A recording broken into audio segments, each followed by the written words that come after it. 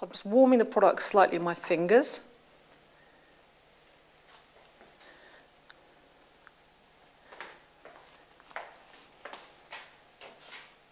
Just going to press it into the brow.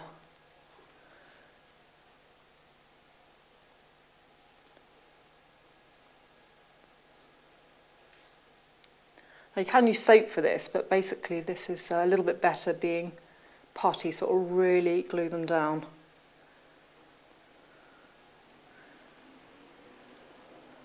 And fingers is good because obviously the more sort of warm it is, the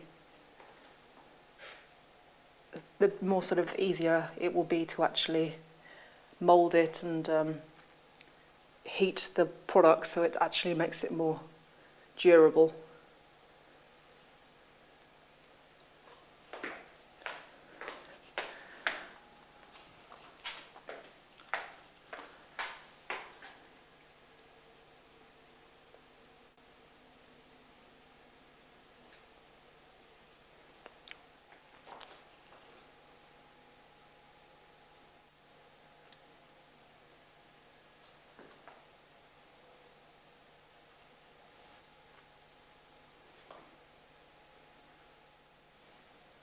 That's your first layer. I'm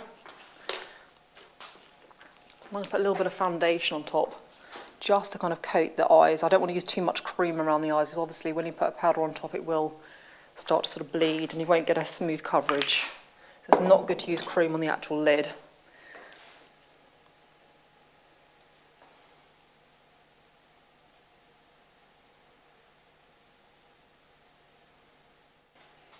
And because George has slightly darker skin, it's always good to actually understand that when you're doing a darker skin, you have to go dark. There are certain parts of the face that are darker and certain parts of the face that are lighter. So if you use just one colour, it's not going to work. Obviously, especially it's not going to match to his neck. So you've got to go slightly darker around the outside and then slightly lighter down the middle. And just bear in mind, if he's got a slightly lighter body, just go slightly lighter on the chin and just slightly darker on the body.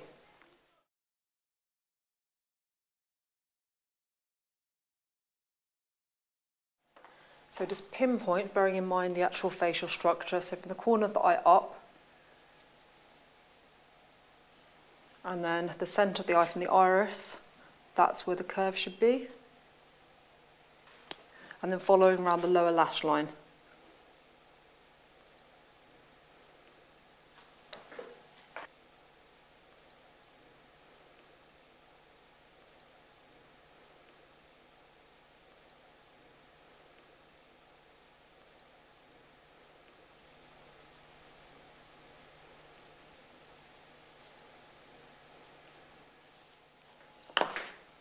The light brown, just to drop back the eye.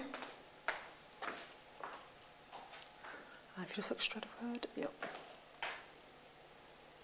So we just want to lift the crease a little bit.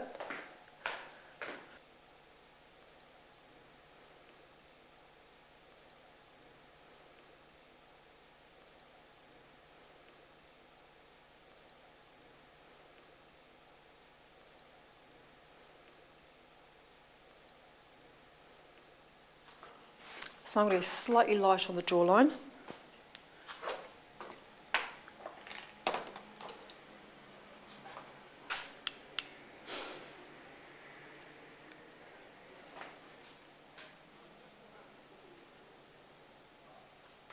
See already it's blending in a lot better to the rest of the body.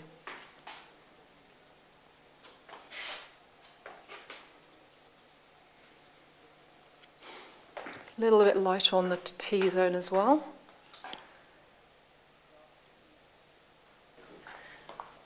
Right, so for contouring, I'm just going to use a little bit of black shadow and a little bit of brown shadow just in the cheek line again.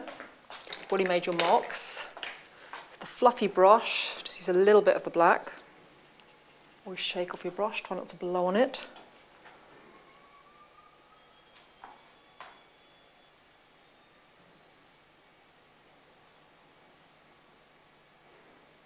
Just a little bit, you don't need too much.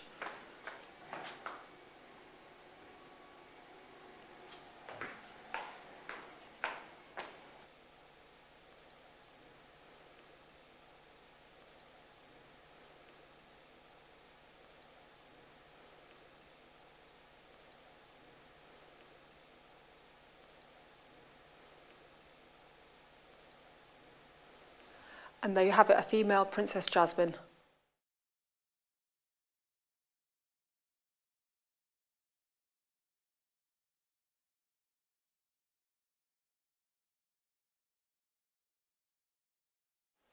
So for part 2, we're going to build up the initial theatrical makeup into a drag makeup. So obviously for drag makeup, you just need to go bigger and bolder, and you can really be creative as well. Use that. Obviously you don't want to damage your makeup, so try and use where possible a tissue. Just close your eye. Now because I've actually already worked in a crease, I'm just going to actually work up to that crease.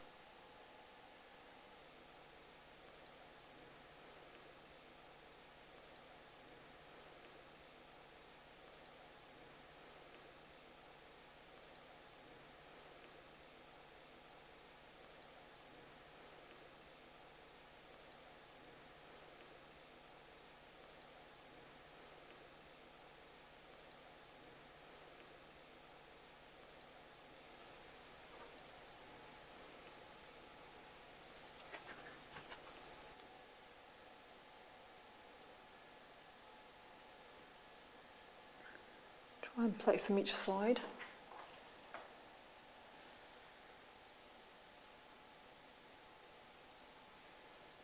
And then just carefully hook them in.